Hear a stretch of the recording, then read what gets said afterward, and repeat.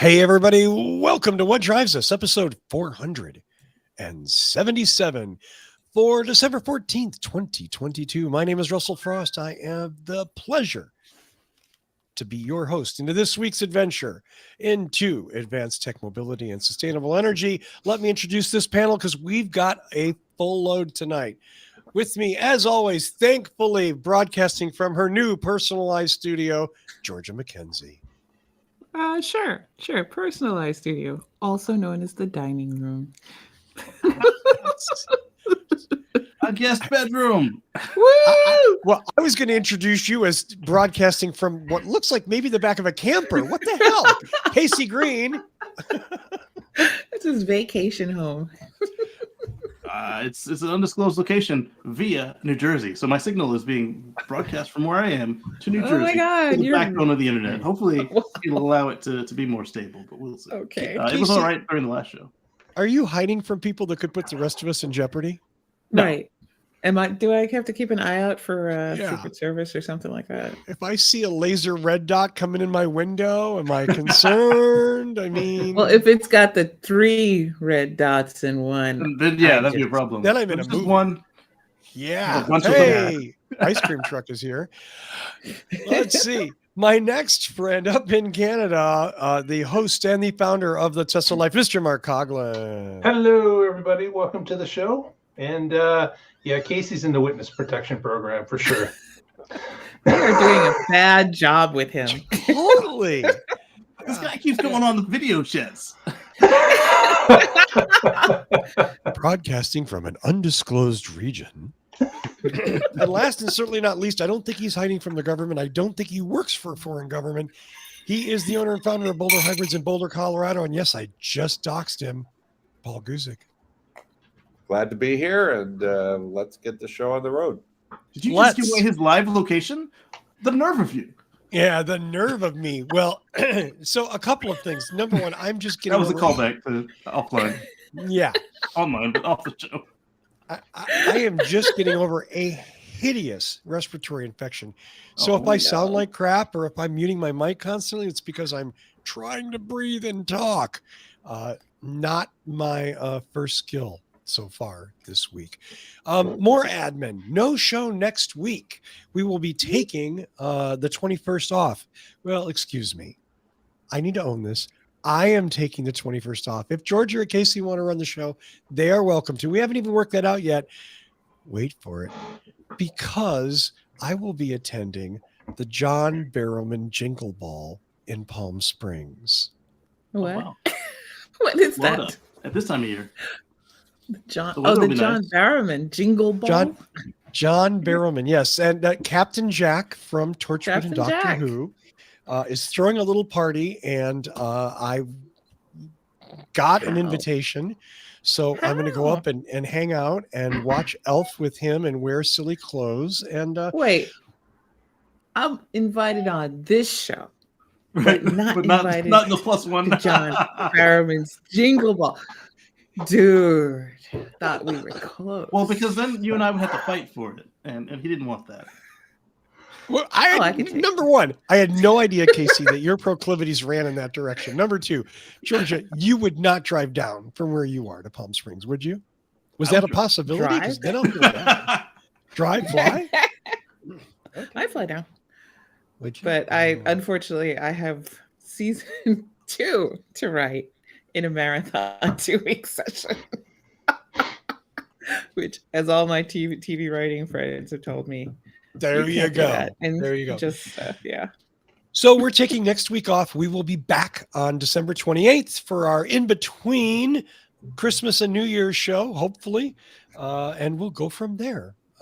So my apologies to everyone on the panel and everyone here. And maybe Georgia and Kacey want to do a show next week. I don't know. I'm not putting any pressure on them. If they don't, take a week off, relax. It's Christmas, for God's sakes. My freaking goodness. I'm actually going to be doing a Christmas show. Like, literally. Yeah.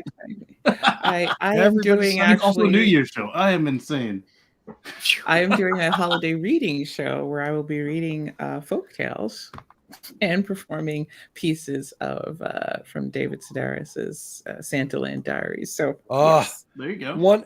One of the greatest bits ever I mean, I love David Sedaris and I love Santa Land Diaries so much. Barrel Fever is a fantastic record.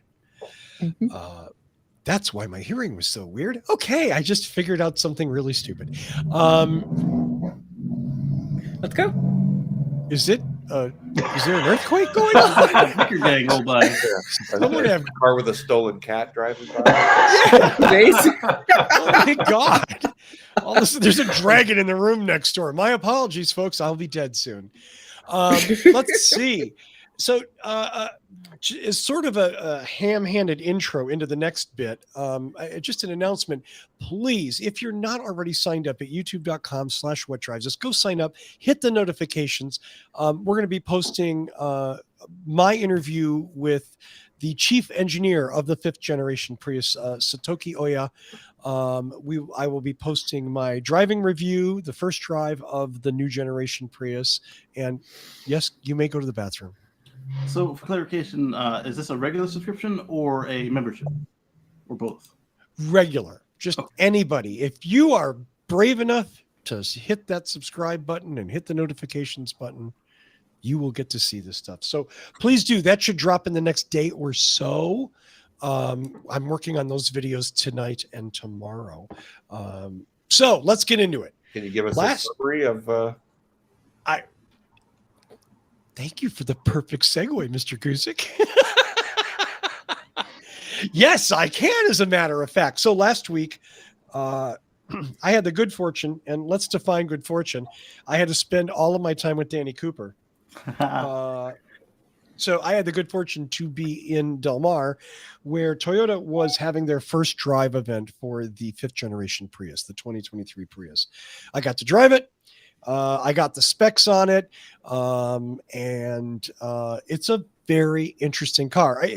And the best part was getting the chance to spend time and interview, again, the chief engineer, Oya-san, getting to do that interview. And then that evening, spending a couple hours just having some drinks and chatting with him. A wonderful guy. The most time I've ever had to spend with a chief. And it was very, very, I didn't learn a lot of stuff. Like, he's like everyone from Toyota, and especially chief engineers. He's very carefully trained. He's not like has a cocktail and then goes, oh yeah, and we put squirrels in the transmission. There's none of that bullshit. Okay. You're not going to get anything like that ever, but it was interesting hearing him talk about other cars and other things, just getting to know him as a person who, and make no mistake, the way Toyota builds these cars, the chief engineer, this is their baby. He literally oversees every aspect. It comes through him and he either signs off on it or not. So it is very much a collaborative team effort, but it is also a team effort orchestrated by one person. It's worth their whole career to get there. Yeah. Yep. Yeah. So I guess what I want to start off with is, everybody's seen the visuals. It's pretty now. It is pretty. Which offends me because I didn't think it was ugly before. But yes, prettier now. It is normatively more attractive. It looks more like a mainstream sedan. Aren't you glad? It is performance-wise. Toyota has consciously contrived a vehicle that performs first. So you get in this car and drive it, and you will, if you've driven another Prius in the past, you will notice a significant difference. If you've never driven a Prius, you'll be like, why do people hate driving these cars? This is great. It drives really, really well. Allegedly, the MPG is still the same. Didn't really have time to check that out. The new vehicles, the new TSS 3.0 is fantastic. Proactive driving assistant is amazing. This is Toyota's enhanced ADAS system. And it's really, really strong. The new Toyota audio multimedia system, which is still the worst name for a product other than pre-collision warning. which indicates you're about to collide rather than preventing you from colliding. Anyway, Toyota Audio Multimedia System is fantastic, works really well, and the voice control is very, very good. I don't have anything bad to say about the car at this point. Now, I will say, drum roll please, that will come hopefully in a time soon when I can have the car for a week on an extended loan and spend some time with it and really kind of get into the granular details of what it's like to drive this thing. For the most part, what I got was an extended test drive, and nobody, who's ever done a test drive at a dealership came away feeling like, I know everything about this car. At best, you got a little positive stroke. You felt a little, oh, this is cool. It was an attempt to appeal to you emotionally. It's not going to give anybody a super deep insight into the car. Let's see. Prices start, they run between, go. Sorry. Do you need to go answer that? Am I calling? Oh, okay. Prices start at $30,000 and go up to about $40,000. I think that they max out at like 45. If you look at the limited all-wheel drive, colors are kind of boring, but when you spend some time with them, there's a blue that doesn't photograph well that is gorgeous in person. Is that the Reservoir Blue? Yeah. It looks like crap on camera. I couldn't get it to photograph, but it is actually a beautiful car in person. The white is gorgeous in person, and I haven't liked a white car for a really long time. It just works with the lines of the vehicle, if that makes sense. My favorite is the Guardian Gray. It looks like a flat gray, but when you get up to it, it's actually a metallic that has like little copper bits in the flop. It's absolutely gorgeous. So, and this was regular. There's no primes yet.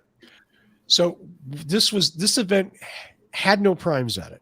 The prime event will be next year at an unannounced time at an unannounced place. And so there was absolutely nothing about the prime. This is just about standard Prius. Yes. I'm very interested in the prime. So on standard Prius, do you have a CD yet? Back, not audio disc. It is, I believe, 1 point higher than it used to be. Oh, because it's prettier. I don't know if I have it in print. I'm looking through that now. This is me looking through my. I'm going to get back to you on that, Kacey. It is about the same. The interesting thing is the rake on the windshield on this car is really severe, which helps give it that front drop nose thing and that sexy kind of, sedan look, as opposed to the, how do we say it, a little less sexy in some people's eyes, second, third, and fourth generation Prius, which I love.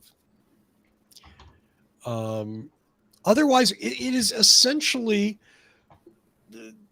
I want to say that a very similar car. The new dash cluster is nicely done. There's no heads-up displays in this vehicle available at all in any trim level. But what they've done with the separate instrument cluster, there's one small cluster right over the steering wheel. It's a steering wheel sort of like the BZ, which if you haven't driven it, this isn't going to be much of a thing, but it's very aircraft-like.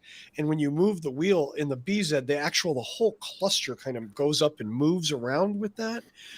This is similar to that. The cluster itself doesn't move, but there's this enormous stalk that comes out of the dash that kind of puts the wheel in a comfortable spot. Did they loosely perch a yoke on it when you saw it this time? I'm sorry? Oh, back to the BZ. No yoke. No yoke, thankfully. Nothing to follow up. No, these were actual working models, some more so than others. Oh, I did tow for almost 700 miles, for those of you saying that you can't tow with a yoke. I did not take my beast off road, though, so I don't know how that works. Well, there you go. New displays that look very nice. A couple of bobbles on the big XLE. It has a long, really wide trim or really wide display. And interestingly enough, there's a volume knob, which is way over here. And apparently it's the hard volume knob on the dash, which is cool, but apparently it's just for the passenger. Do they have one on the steering wheel?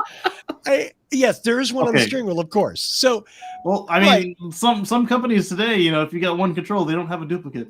right, fair enough, right? We're saving money, and clearly, some of the Prius interior, they took some cues from that minimalist design. It's certainly inspired by the Tesla Model 3. I mean, so there's definitely a minimalist approach on the dash. It's in my opinion, it's a gorgeous car inside. Let's see. Any other lots of questions, I hope. If not, we'll just move on. Let's see. I'm looking through the spec sheets to see what else we want to talk about. New motor that they're using, new lithium battery,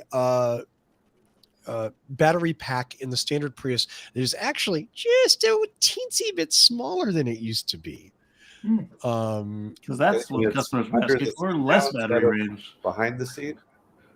I'm sorry, Paul? Is it under the seat instead of behind the rear seat? It is. I didn't locate it physically, which is another reason why I like Okay, week-long next time you gotta loans. take me, I'm gonna take the back apart of the car. You did well. We did take the back apart, so it's not in the back. But the description that I got was that it's partially under the seat and partially behind the seat. Is it like the Volt, where it's just butting up against the fuel tank? I'm not sure. Okay. Well, I mean that because if you were, that would have given us a visual. Right. It's there's an interesting thing. Of course the passenger seats or the back seats fold flat, but for some reason, there's a build-up platform about that high, call it 4 inches maybe, in the center of the rear area that leaves sort of two empty storage areas on each side. And we can't figure out, apparently they built up this floor so that when the seats fold flat, the floor would be level, which is weird because it kills the storage space. Now, when you pick up the cover off the back floor, you find out that there's about this much styrofoam that is a placeholder for where you could put a full-size spare. The vehicles do not come with full-size spare unless you buy the LE trim. Apparently, that doesn't come with a spare, but it doesn't come with styrofoam blocking a spare storage. Well, the Gen 4s, a lot of them had no spare and styrofoam, and then some of them had styrofoams cut out for a donut spare, but not a full-size spare. Not a full size. So it looked to us that there was more than enough room for a full-size spare. And in fact, there was a weld where you would normally see like a hook, a bolted hook come through to hold it. I wonder if that's for the places where they're required to have a spare, like Maryland. Probably. Or perhaps they needed that one MPG back and they removed the spare after it was too late.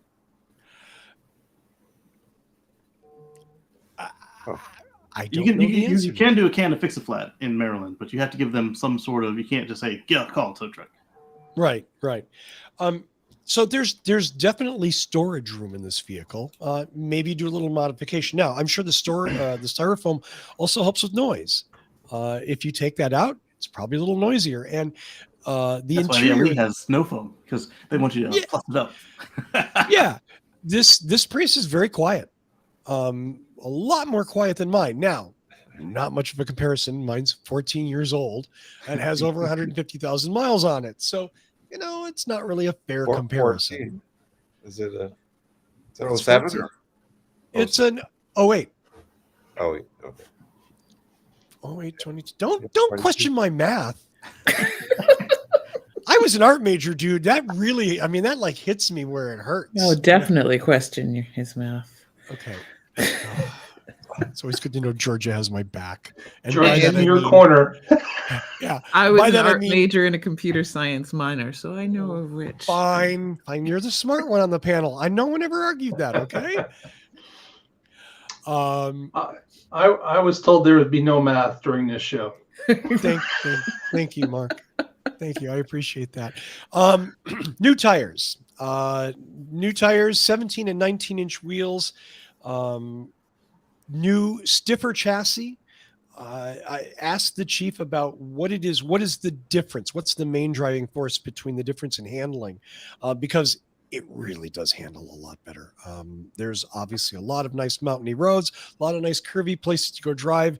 And I know all of them. We went there, and I want to tell you it really does a nice job. Now, I was in the 19-inch wheels. I didn't know if that played a big part of it. Now, downside to sexy new 19-inch wheels, nobody makes these things right now. Toyota is working with several suppliers who will undoubtedly make some, but right now these things are hella expensive. So when the tires wear out, trade it in. No, that's not good. The problem with 19-inch wheels, as we've said, you hit a pothole and it's game over. I mean, And 19-inch tires are so hard to source. Like every car I've had with freaking 19s has been more expensive than 18s or 20s. It's like, why put this on my car? And I can answer your question from Oyasan. Okay. The mandate came down on this car. Was it from Mr. Toyota? There was no source. Let's just say all of It was those Mr. words were Toyota. capitalized though. upstairs people. Yeah. There was a burning bush. Someone was on their knees. The mandate came down and said, here's what the next generation Prius is going to look like. Make it happen. Which is, as I pointed out to Oyasan in our interview, is a 180-degree reverse from all the other Prius designs. All the other Priuses were designed for a performance thing, and then everything flowed from that. Whatever it ended up looking like was whatever it ended up looking like or doing, and they did their best to work around that. This was the other way around. We want this car to look like this, and you're going to make that happen. And so you get 19-inch wheels that are crazy expensive. I mean, just put 20s on it if you're going that far. I would get the 17s. Well, 17s, 18s. 18s, 17s, you can buy tires for them. But 19s, it's like... I mean, that's like my front tires. Like, they're super sketch size. So my front tires, for everything but the Cross Climate 2s, the front tires cost a considerable amount more than the rear tires. Because the rear tires, even though they're bigger, they must use them on other stuff like the Corvette or something because they make a cheaper tire for it. Yeah. Once again, the all-wheel drive limited has the ProActor driving assistant, which is pretty fucking cool. Digital rear view mirror, pretty cool. It's nice to see Toyota putting technology into Prius, even though it's not their most expensive car. Because that was always what they did with Prius was put, hey, here's some cool things that we're not, whether it's Bluetooth or smart key and stuff. Prius was a leader for a long time. High-tech shit. Yeah. And there's a lot of cool high-tech stuff in this car. A lot of USB-C charging. The key charging, really. Now, and my friend Sebastian Blanco totally poo-pooed this, and it wrecked my enthusiasm. But I was so psyched. When you sit in there, the key charger is in the center console. It's vertical. So the phone goes in like a slice of toast. But it holds the phone, and it doesn't slide all around. Well, you're not supposed to be looking at the curve. phone anyway. Does it have like wireless Apple CarPlay as well? Yes, wireless Apple CarPlay and Android Auto. You said key charging, as in like the key fob. You don't have to change the battery anymore. Once a year, you stick it in there. The wireless induction charger. But the key charges from that too. No. I'm sorry. The key is QI. It's G. Is it G? Because I was thinking this. I was like, man, I'd love not to swap the batteries in this. No. Yeah, Qi charging. My mistake. It's okay. Cell phone charge. Yeah, your cell phone charger. Yeah. I mean, So it better have wireless one. But vertical makes sense because then you're less likely to try and take a peek. Well, it Well, just if you have Android Auto and Apple CarPlay, you don't need to touch your phone. right. That's the thing. And honestly, the Toyota Audio multimedia system is pretty cool. You don't even necessarily have to hook up CarPlay unless that's your habit, and that's fine. And using the Toyota system isn't like getting stuck with the shitty Intune system that Toyota forced on people for a decade. It's very, very nice. Do they even bother with navigation from the factory? Or That's a good question because the Bolt doesn't. They're like, put your phone in. Oh, you get none. Yeah, you know, or what, buy honestly, OnStar, and we'll tell it to you by ear. Yeah, I honestly couldn't even tell you because we were using CarPlay Right. when I was doing it. That's a really good question. Drive Connect. I'm looking at It's a good way to save some money without pissing off your customer, really. I mean, Because the factory navigation things suck. So yeah, and then you got to pay that $800 or whatever Toyota charges to update it, and then $300 less with Honda. The limited trim has a dual glass roof that's pretty cool. It's a gorgeous car. It's hard not, if you're a Prius fan, not to. It's hard not to want one. Let's just put it that way. Russell, what was it like on the interior of the car when you were driving? Like, did you feel the cabin was a little bit closed in compared to your car? That is a very astute question, Mr. Coughlin. Yes, I did, and I don't know that it was. I don't know that it was a rational feeling. It was very emotional. But as soon as I got in, this car's, I think, an inch wider. It's a little shorter, but I'm not that tall. I'm only 5'7". So it wasn't like but I did feel like it wasn't as spacious as my car.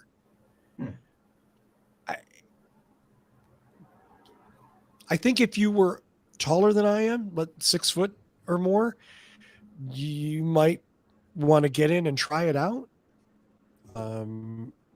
I hate to stoke that paranoia, like, oh, I'm 6'2" and I'll never drive a, I mean, but these tall people, they understand they either are a long torso or long legs, or sometimes both if they're really tall.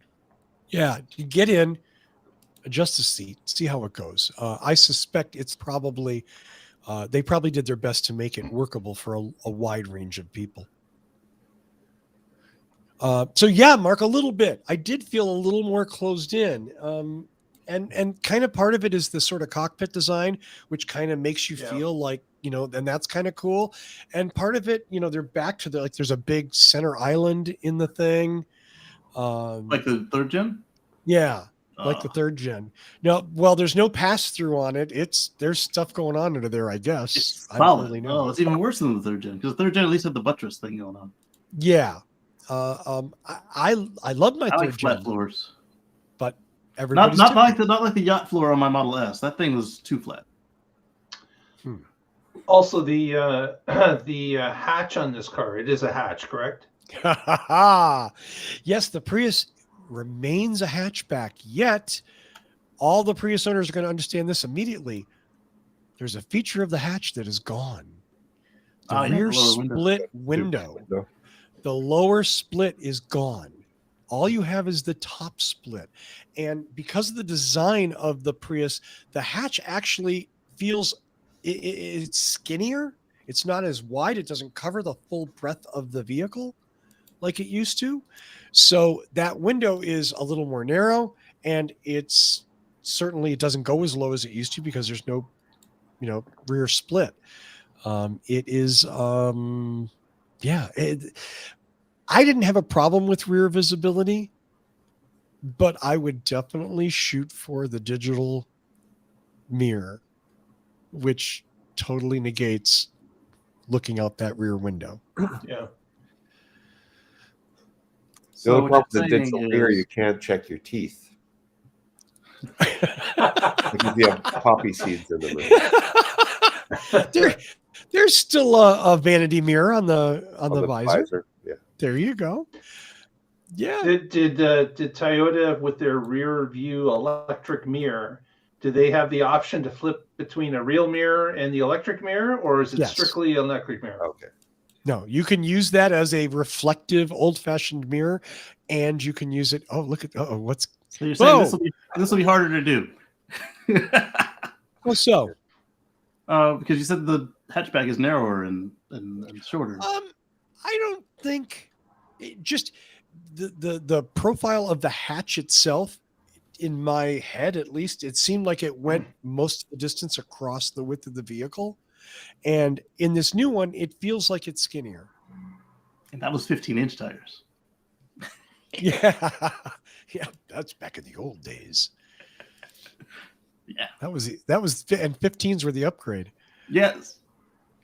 What else? I mean, the safety system, the paint, blah, blah, blah. All-wheel drive gives you a little more speed, gives you a little more power, costs you a little bit more.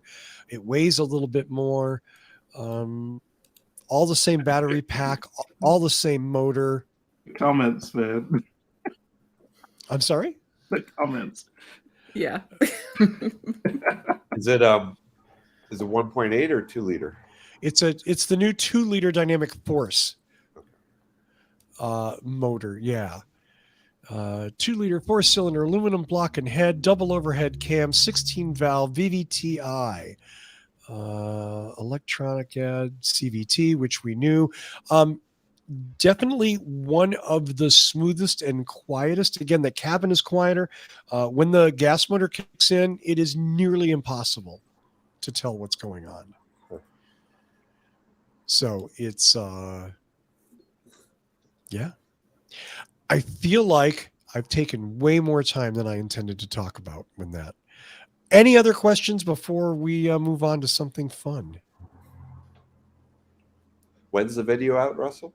Hope in the next day or two. Day or two. Cool. Yeah. So look for that interview, me with the chief engineer, and then my driving review, which is honestly, you just got most of the details. So, but watch the review anyway. We need it. Maybe share it with some friends. Well, thank you, all of you, for putting up with a half an hour of that junk. Georgia, What? let's go to you and talk about batteries.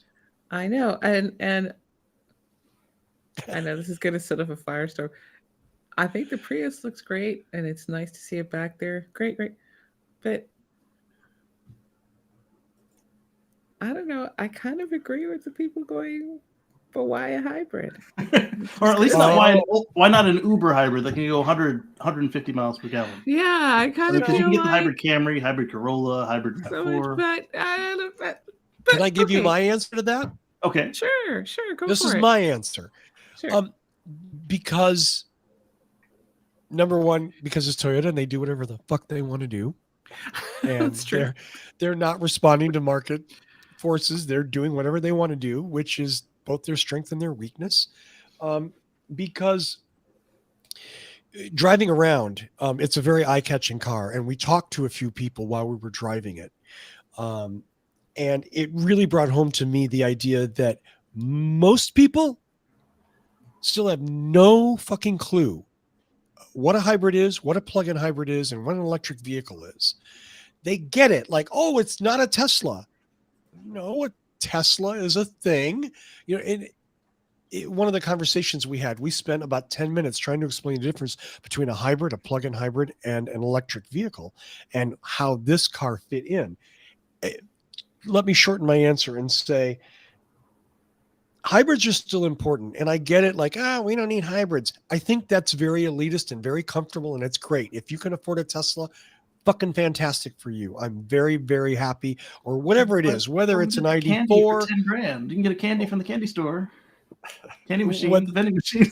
What do you want to call the thing? No. But Prius globally is one of the most recognized brands. They've sold like almost 10 million of these damn things. Why is it not the Halo hybrid? Like just the hybrids and all because hybrids. Halos move on. Halos are a perception, not a reality. Now you're right. A hybrid isn't a halo for anybody. Right. You come out with a Halo in 2022, you've got to come out with an electric car or a hydrogen car or something else stupid, something that runs on belly button lint or some Right, but I mean, why would I buy this over the Camry or the Corolla? I mean, if the Corolla is smaller and cheaper, the Camry holds my family a little better. And because it's got a hatchback. I don't know, because people.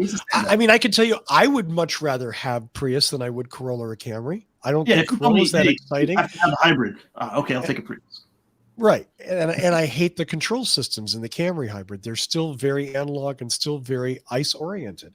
I like Prius. If you want a hybrid sedan hatchback, it's your choice. And I get it, you know. I mean, it's a big wide world, and we do need options for everybody. If they're not going to go like 150 miles an hour, they should all have a plug. I'm sorry, Georgia. Go ahead. I it just was my question, because I was like, oh, great, a Prius, and it's like, oh, so it's really attractive. Prius. It's really just a hybrid. Okay, well, all right. I think no, you're not wrong, Russell. Just understand that those of us that watch and listen to the show and make this show, we are weirdos. Well, we're a small percentage of people who super understand the differences and what's going on here, and there's still. Are they going to sell it as a self-charging electric car in Europe? Mm-hmm. Yeah. Well, okay, but okay. Let's get back to the actual story as opposed to noodling over this. Well, before you get into your story, I want to critique the title. Somebody had made fun of the title, and I said, well, if it's coming from his own pocket, who am I to judge? But then, the fact that it's probably Congress did this. So go ahead. All right. So let's swing everything back around to what we really want to talk about: EVs. And batteries, the things that run EVs. And who knows, maybe Prius will one day be an EV. Guess what? Ohio, Tennessee, Michigan. This one's for you, baby. The Biden administration announced that it's just closed a $2.5 billion, that's with a B, dollar loan for Ultium cells. That's a joint venture between GM and South Korean battery maker LG Energy Solution. And what's cool about this is actually one of the first loans of this type. This is the first closed loan exclusively for battery cell manufacturing projects, and that's under the Advanced Technology Vehicle Manufacturing Program, which is not the bipartisan infrastructure law, oddly enough. That's a separate $7.5 billion of funding, but this is actually a loan program. And this loan program is about to bring some jobs and dump them all over Ohio and Tennessee. You can sprinkle it all over there like Salt Bay. It's a job. And what it is, making batteries, because we need those batteries, because whether you are using a hybrid or you are buying an EV or you're buying an electric alternative vehicle, like even one of them friggin' Lime scooters littering all over Sacramento streets, lying around like they're drunk. We need batteries. We need all the batteries. We can hand them over here.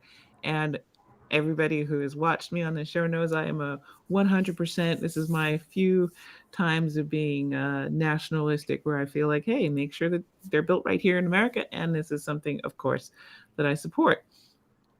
Now, this has been a growing demand. We do have a problem making sure we have enough.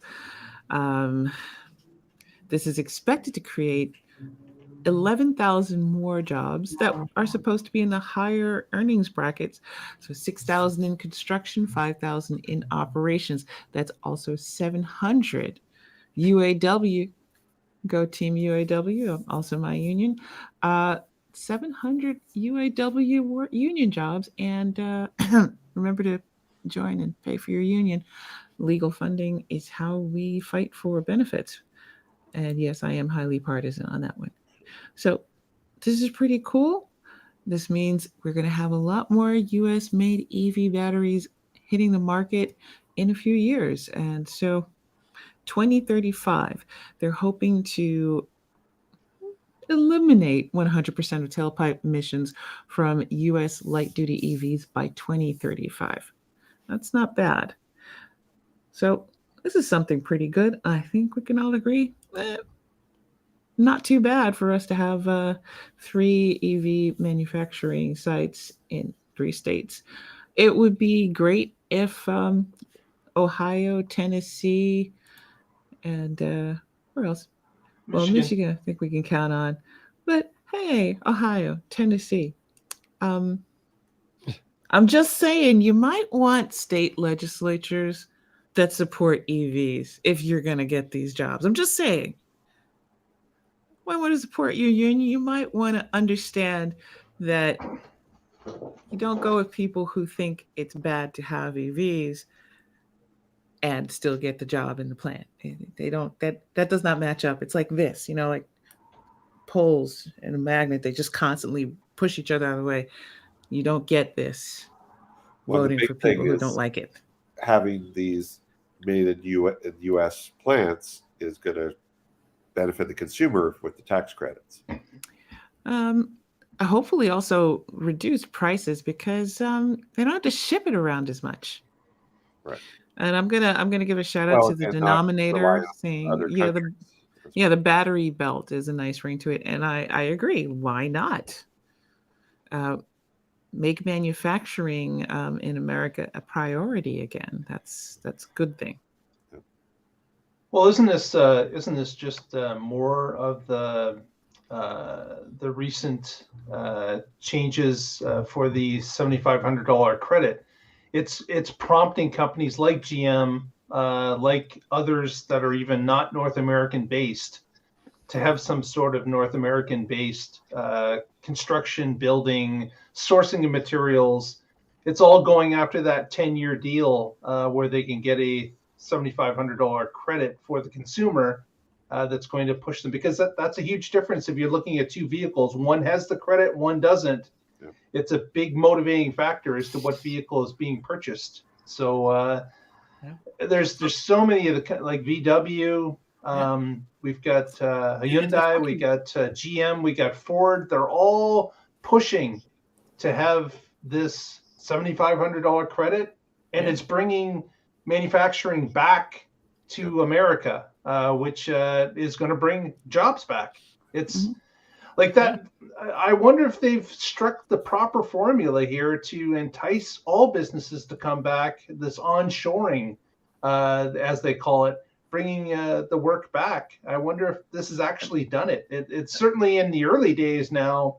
There seems to be a lot of deals being signed and money being handed over to build these plants and manufacturing sites. So maybe everybody's serious about it. Maybe this is going to be a winner. But then you've got the ones like BYD who would rather whine and complain that they get left out instead of actually doing something about it. But like you said, VW, Honda, Toyota, Polestar, all of them, they're just doing the right thing. But have we heard anything from Toyota about building batteries in North America? I think they're going to buy them from somebody who's building them in America.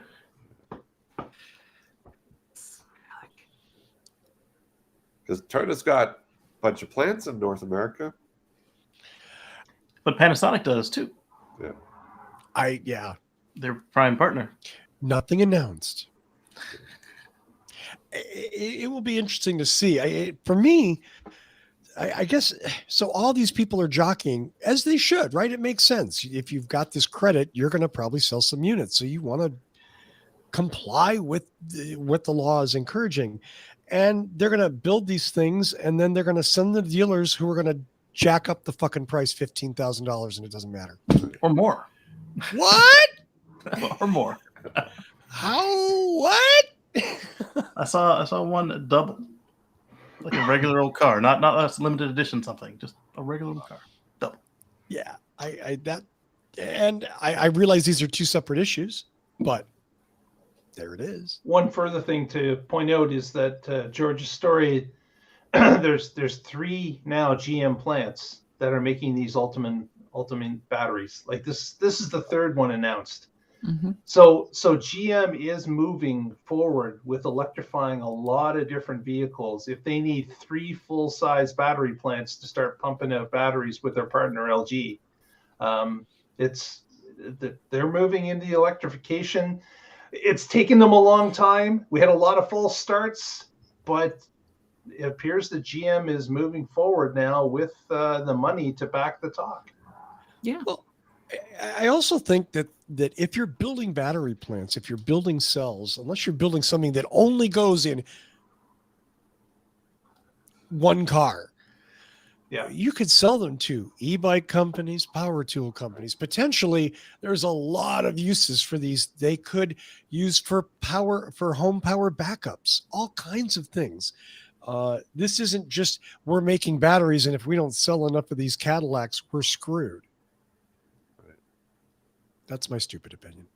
Well, that's the other thing with the Ultimate battery pack is that it's designed to fit in multiple different vehicles and multiple different physical shapes.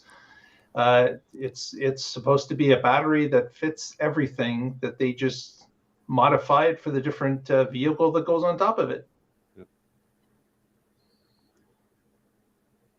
Well, there you go. Makes a lot of sense. Well, thank you, Georgia. We look forward to that. More electric everything, I think, is the way the saying goes. Speaking Electrify of that, all the things except let's go to Kacey and talk about how an ice thing is going away. Sort of. So the North Carolina Honda plant, it had themselves a little break around April of this year. They blamed it on part supply due to COVID, but we don't really know. They're going to end one of their lines coming up. They're going to stop making their gas power equipment for lawn care. So no more lawnmowers, no more any of that. They're not stopping their ATVs. They're not stopping their side-by-sides. They're not stopping their motorcycles. They're not stopping the gas generators. But all of those actually do work. I mean, not saying that the lawn equipment doesn't do work, but one gas lawnmower or one leaf blower puts out more pollution than 13 Toyota Camrys running continuously for over a day. So this is kind of a win. The North Carolina plant is going to focus on more profitable items, and then the South Carolina plant is going to take over some of their existing work, such as the side-by-sides. Well, so many lawn tools now are lithium battery powered. Right. That's the other thing. When I mentioned this before, I was like, well, why didn't Honda just take this as an opportunity to make their electric brain or brawn for these same things, or pay somebody and just put their name on it until they decide that they've got one that meets their own quality standards, because there is so much name brand recognition for reliability, and it's a freaking Honda lawnmower. It's going to last you forever. This is a missed opportunity there. And when we get to our last story, I have a statement about the Japanese and their batteries.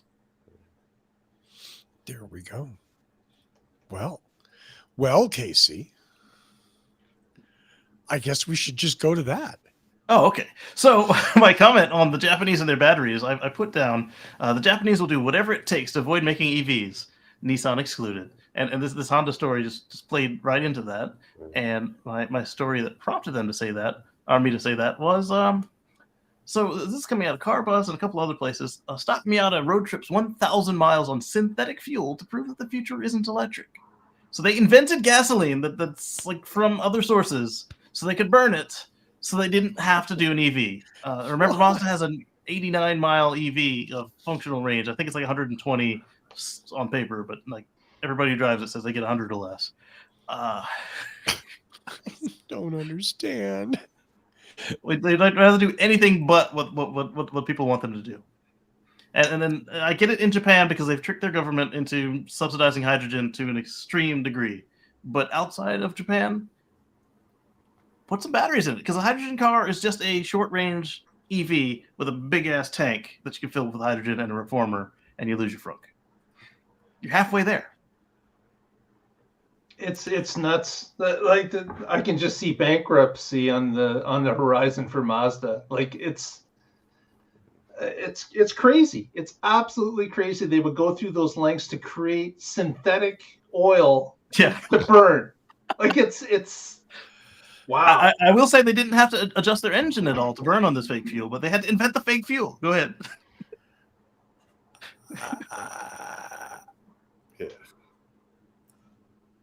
I got nothing.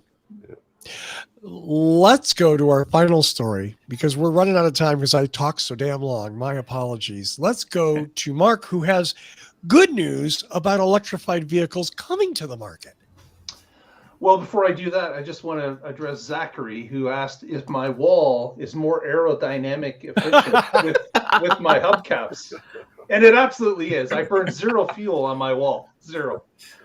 Then again, I burn zero fuel before I put them there. So maybe it's not that good. But anyways, I wanted to announce, well, it's already been announced, but back on December the 5th, the first all-electric EV production line went into operation in Canada at a little plant that's halfway between where I am in Kitchener and London. So Ingersoll, Ontario, a small little plant was called the Kacey plant because it produced the Kacey vehicle for GM, has now switched over to BrightDrop, where they're making an all-electric service vehicle that is a van. So it's a delivery van. It's not a normal size van. It's larger than that.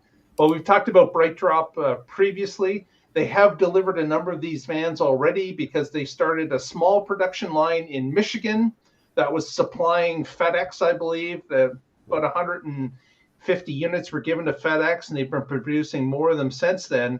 But as of December 5th, the 600 unit is now being produced here in Ontario. And there was a big celebration where they had the Prime Minister of Canada and the Premier of Ontario come open up the line. GM was, of course, on hand with BrightDrop people. They expect to make 30,000 vans in 2023, and then they expect to ramp that up to 50,000 vehicles in the next 2 years after that. So that's their production at this point. And this van, of course, is aimed at someone like FedEx or DHL or the delivery companies that are now a big part of our online delivery service. So this is a good story. It's and is it like smaller than a typical UPS van, or is it? No, it's bigger. I've got a photo here. I can share. 600 cubic feet. Let's go. I could live in that. And share Yeah. this. Right. So will they return my call now they're building them at scale? I put in a request and they showed me nothing. Yeah, that's I'm on their big email one. list now. So it's a fairly large vehicle. That's the Prime Minister at the wheel. They didn't let him drive it. They just let him sit in it. And then don't touch anything. Yeah, don't touch anything. And then here's a shot of the battery pack being loaded into the bottom of it. So it's a full assembly line that's up and running. Is this a subsidiary of GM or an independent company? Yeah, it's definitely owned mostly by GM. I don't know what the percentage is, but they're definitely in control of it. And in other BrightDrop news, their other EV. There's two vehicles they're going to be making. This is the 600 version, which is the larger capacity vehicle. Yeah. And there's also going to be a 400 version, which is slightly smaller. And then the other neat thing about the BrightDrop system, and this wasn't really displayed at the opening, is there's going to be some electronic or EV assisted, what they would call delivery cases. Yes. That are going to be part of the system. So there's going to be a case that's on wheels that the driver can pull along with them, and it's going to be electrically assisted. So it can be heavy, it'll be fine because the driver can just pull it along with the electric motor. And these cases can store packages and things that are being delivered in a secure or unsecure manner. And also they pack in nicely into the vehicle. So they can utilize more space in the vehicle. They can also leave these devices at places where people can just load them up during the day, and then the driver comes and just grabs the whole cart and pulls them out. So it's a different way of. So this is a powered trailer? Yeah, a powered hand truck is what you would put it as. If you've seen the airport containers, think of a man-sized version of that. Right. That they load into the airplane. And that's to minimize porch pirates, or? It's probably to allow the driver to deliver more without as much physical action because they are powered. It's almost like it's its own cart. You know how some of these delivery guys have the wheeled cart. This is an actual storage bin that's on 4 wheels that's electrically driven. They didn't show this. There's artist conceptions of this only at this point. I've never seen one in operation yet. But I think they started deliveries on the trial users recently. But a good example for what you could use it for would be if you have to do deliveries to a skyscraper. You've got a bunch of different addresses. You can use it there. Or if you've got a customer that's just loading you up throughout the day, like you can drop off the cart in the morning, they can unload it, and they can reload it, and then you just pick up the whole cart in their afternoon run for somebody who's got multiple visits in one day. So is this the main competitor to like the Rivian Amazon van? Yes. Yeah. Same sizes too. And it's the vehicle is not as, it's more aimed towards like a UPS type vehicle. Like the Rivian is completely space age on the inside, completely different. Yeah. This one's not. This one's an in-between version. It's not. It also gives more range. They said they drove 600 miles loaded, whereas the Rivian is 150 and front-wheel drive. Yeah, and they've got the ability to have different configurations of batteries based on what the scope of the work that this truck's going to be doing. During the opening ceremony, DHL Canada announced that they were going to start buying the vehicles. DHL being a German company, they're going to be involved with this. FedEx, of course, had already signed a bigger contract, and there's a number of others that they mentioned were purchasing as well. But it'll be interesting to see. Like, we need to green the delivery service, and this is a good move. We'll have to see if it's as dependable as we believe it will be. But if it is, they should be able to sell them like hotcakes. If they're dependable, they have long range, and they're well suited for the work, then we're gonna, they could have a fairly successful business here. Yeah. Hopefully, my business of one gets a call back from them. Okay. They just put me on their newsletter list. Right. I'm like, I want to know the price, and they're like, enjoy a bunch of newsletters. I do like the delivery cart thing, but it does look like a lunch cart. Like a little, oh, okay, that makes sense though. Yeah, like the hospital lunch cart. Yeah. Yeah. If you've ever dragged like 3 bales of Amazon packages through an apartment complex, it does make sense. You would appreciate a little powered cart, believe me. I mean, I see people using their own cars. Yeah. Or buying or leasing the Amazon van. Have they completely given up on the autonomous aspect of that cart? Because that was the part I didn't understand. I was like, I hope so. Like they're gonna drop this through like a mothership and it's gonna float the city. Like there's many ways they could go with Kacey. I guess they have to get by stage 1. Well, I like the hand truck. They go. Yeah, that one makes sense. I can conceptualize that. The robots, I'm like, how and why? I think it's laudable to actually make tools that help humans do their job. I'm fucked up like that. Instead of trying to replace the human, put them on the street. Yeah. I'm not the whole autonomous word got way overused the last couple of years. I'm happy to see it fade a little bit.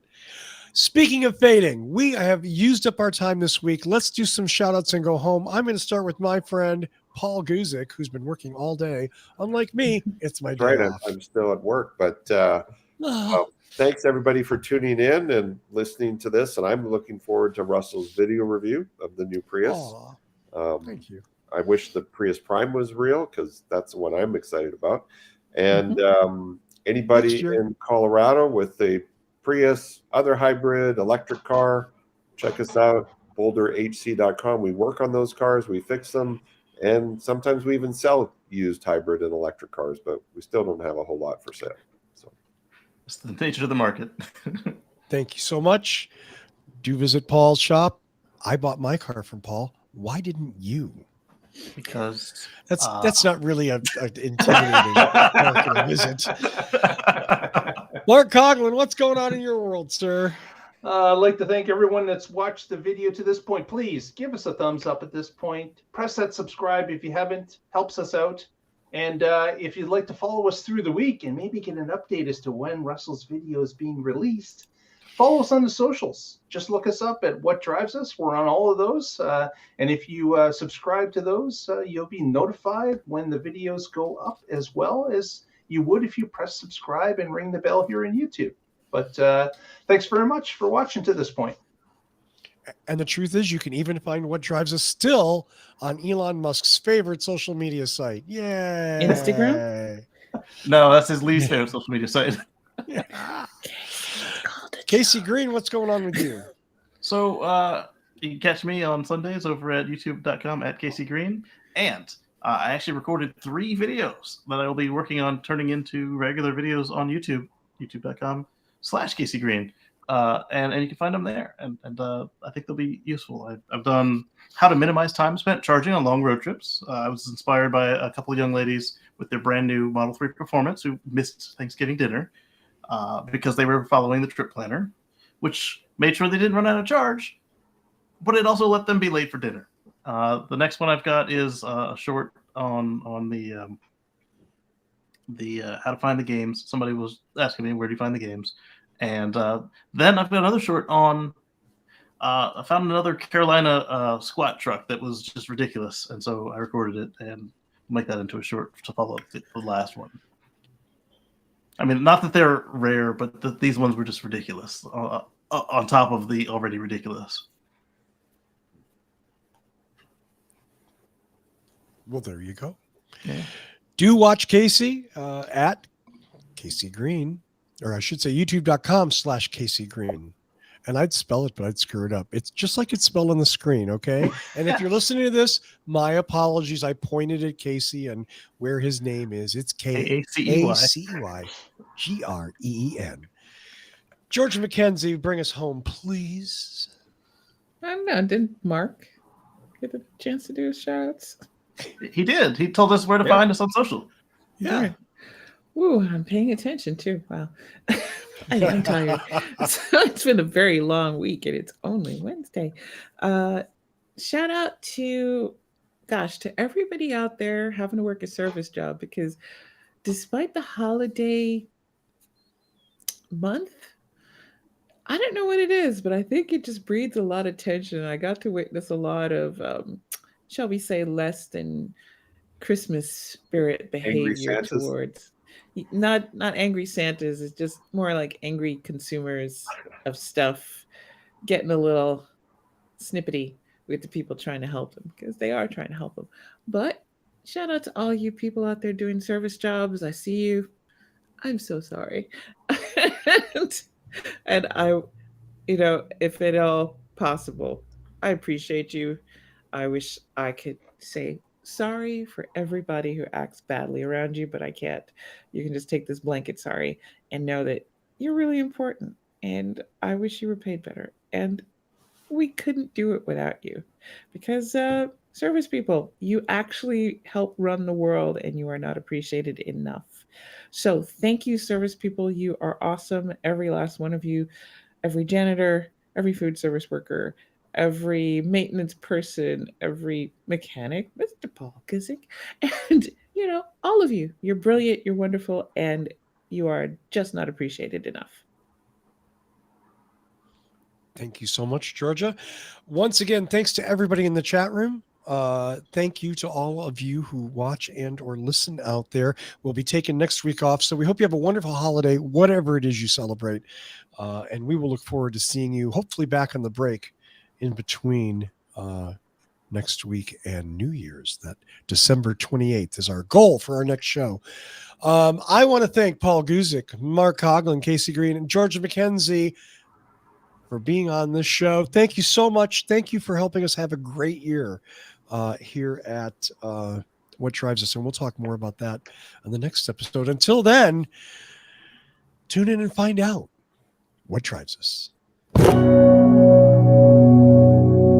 Music!